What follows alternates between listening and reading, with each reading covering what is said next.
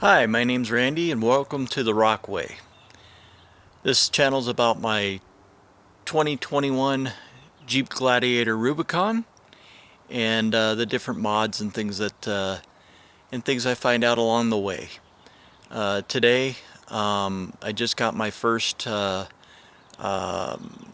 wheel, non-stock wheel.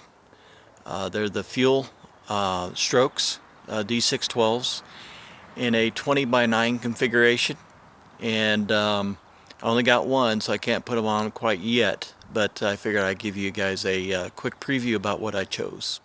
Alright, here are my new Fuel wheels.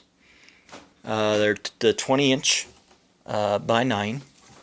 I got a + 1 offset on it, and basically what we're looking at is a box within a box here. So let me go ahead and unbox it. I've done it, I kind of unboxed it a little bit earlier. So you can see it's kind of pretty. And then I'll take this off and reveal it to you.